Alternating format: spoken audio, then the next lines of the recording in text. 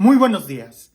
Me imagino que tú has oído o quizás lo has experimentado, que la tristeza muchas veces no nos deja ver con claridad. Y no solo la tristeza, yo creo que cualquier sentimiento llevado al extremo no nos deja ver con claridad. Cuando una persona está muy enojada, cuando una persona está muy preocupada, cuando una persona está muy estresada, yo creo que todos esos muy son los que hacen que no veamos bien, incluso cuando estás muy contento. El Evangelio del día de hoy nos presenta dos escenas, donde los discípulos no pudieron ver bien, precisamente porque estaban o muy contentos o, pudiéramos decir, muy preocupados. Escuchemos con atención el Evangelio y nuevamente presta atención a los detalles. En aquel tiempo, inmediatamente después de la multiplicación de los panes, Jesús hizo que sus discípulos subieran a la barca y se dirigieran a la otra orilla, mientras él despedía a la gente. Después de despedirla, subió al monte a solas para orar. Llegada la noche, estaba él solo allí. Entretanto, la barca iba ya muy lejos de la costa y las olas la sacudían porque el viento era contrario. A la madrugada, Jesús se fue hacia ellos caminando sobre el agua. Los discípulos, al verlo andar sobre el agua, se espantaron y decían: «¡Es un fantasma!» y daban gritos de terror. Pero Jesús les dijo enseguida: «Tranquilícense y no teman, soy yo». Entonces le dijo Pedro: «Señor, si eres tú, mándame ir a ti caminando sobre el agua». Jesús le contestó: «Ven». Pedro bajó de la barca y comenzó a caminar sobre el agua hacia Jesús. Pero al sentir la fuerza del viento le entró miedo y comenzó a hundirse y gritó: «¡Sálvame, Señor!». Inmediatamente Jesús le tendió la mano, lo sostuvo y le dijo: «Hombre de poca fe, ¿por qué dudaste?». En cuanto subió a la barca, el viento se calmó. Los que estaban en la barca se postraron ante Jesús diciendo: «Verdaderamente tú eres el Hijo de Dios». Terminada la travesía, llegaron a Genezaret. Apenas lo reconocieron los habitantes de aquel lugar, pregonaron la noticia por toda la región y le trajeron a todos los enfermos. Le pedían que los dejara tocar siquiera el borde de su manto, y cuantos lo tocaban quedaron curados. ¡Qué texto! ¡Qué historia y qué enseñanza! Pudiera durar horas hablando de lo que acaba de narrarnos el Evangelio y de cómo aplicarlo a nuestra vida. Pero veamos esto, es muy posible que después del éxito de la multiplicación de los panes, pues claro, Jesús quería irse a un lugar solitario a orar y durante toda la noche. Quizás toda esa emoción que traía era necesario situarla en el lugar correcto, y en el lugar correcto es a los pies de su Padre, abandonarse a la voluntad de Dios. Sabemos en otro texto que la gente, incluso después de esa multiplicación, querían coronar a Jesús como rey y él no los dejó. No había venido a eso. Un momento de alegría a Jesús no lo va a desviar de su camino. Pero ¿qué pasó con los discípulos? Los discípulos estaban en la barca y seguramente estaban todavía celebrando aquello. Llenos de alegría, ni siquiera se acordaban que tenían que pasar a recoger a Jesús. El Evangelio nos dice escuetamente que ya avanzada la noche, el viento soplaba y es cuando Jesús fue el que empezó a caminar hacia ellos. Ellos a lo mejor estarían bien contentos que ni cuenta se habían dado que ya Jesús se les había quedado allá atrás, que no habían ido a recogerlo. No lo sabemos, pero el caso es que cuando una persona está también muy contenta, no logra ver con claridad. Hay muchos santos, entre ellos San Ignacio de Loyola, que nos recomienda que cuando estemos muy contentos no cambiemos de dirección nuestra vida. De la misma manera que cuando estemos muy tristes no tomemos decisiones. Tenemos que estar tranquilos para poder mirar bien el panorama y tomar una decisión correcta. Los discípulos aquí, ya sea que llenos al principio de mucha alegría, no reconocen a Jesús y al verlo caminar, empiezan a llenarse de temor, gritando, es un fantasma. Es un fantasma. Le iban a tener miedo a un fantasma después de haber visto todo lo que Jesús había hecho. Después de haber expulsado ellos demonios en las misiones que habían ido, le iban a tener miedo a un fantasma.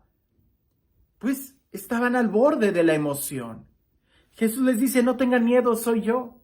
Y me gusta mucho la aventura de Pedro, la situación de Pedro de querer lanzarse. Si eres tú, mándame ir a ti, como casi retándolo. Pues ven para acá, le dijo Jesús.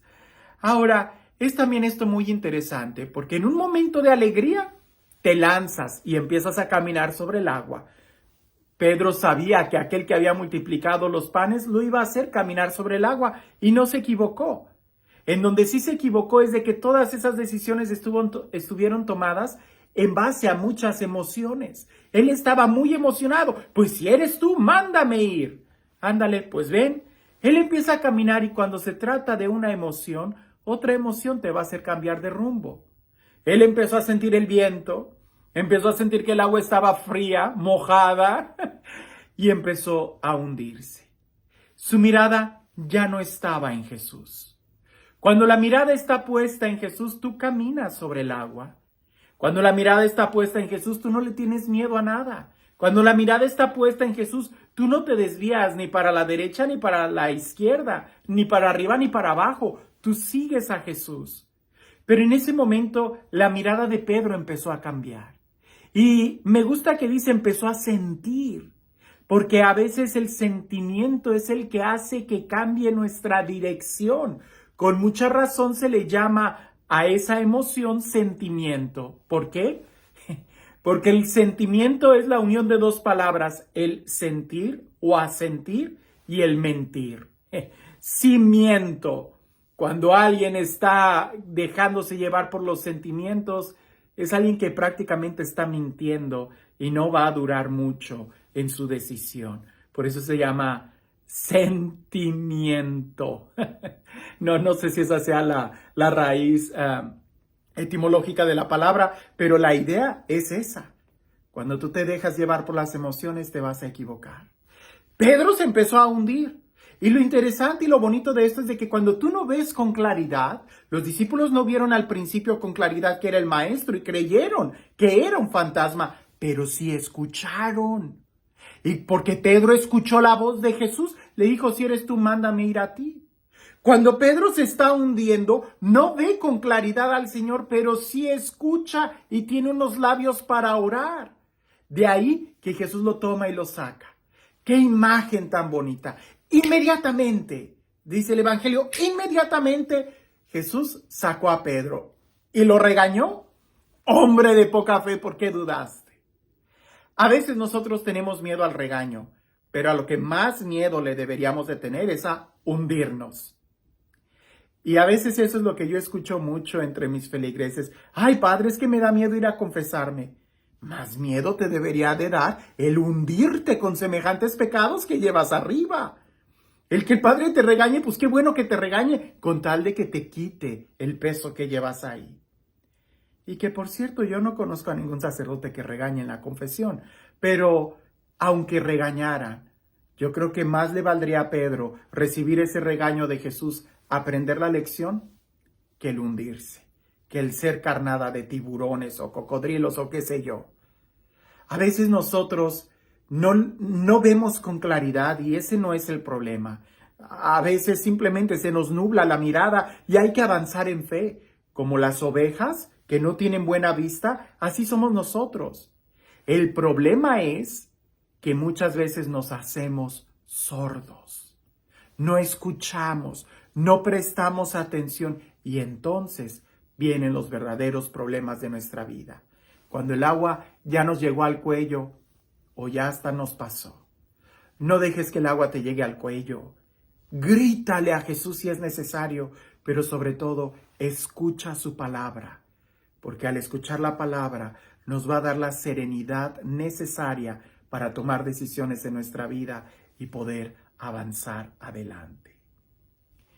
Y este Dios, el Dios del amor, el Dios de la vida, el Dios de la paz, el Dios que hace nuevas todas las cosas, que sea Él quien el día de hoy y siempre te bendiga pronunciando su palabra sobre ti, su palabra que nos da vida y sabiduría. Que sea Él quien te bendiga en el nombre del Padre, del Hijo y del Espíritu Santo. La importancia de escuchar bien.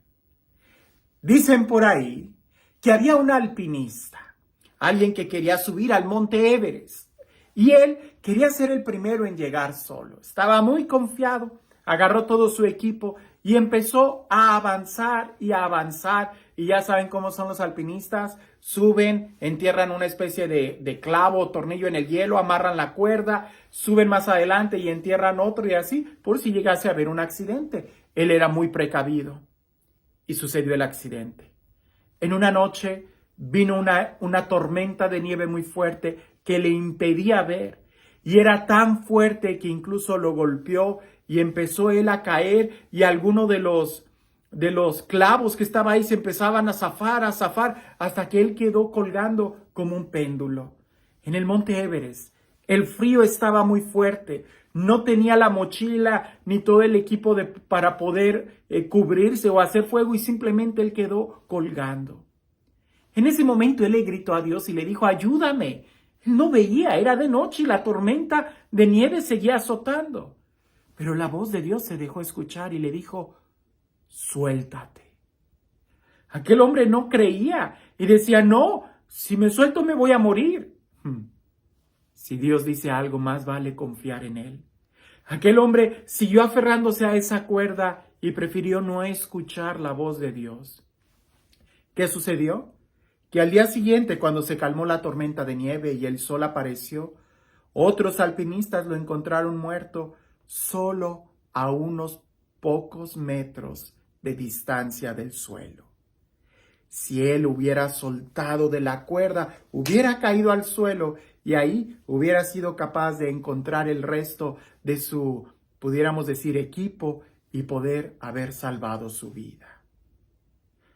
Es importante hablar y también es importante saber escuchar. En tiempo de crisis, de gran alegría o de gran tristeza, nunca tomes decisiones y no cambies el rumbo de tu vida. Más que estar contentos, hay que asegurarnos de tener a Jesús en nuestro corazón y en la serenidad encontraremos la paz y la verdadera alegría. Que tengas un excelente día.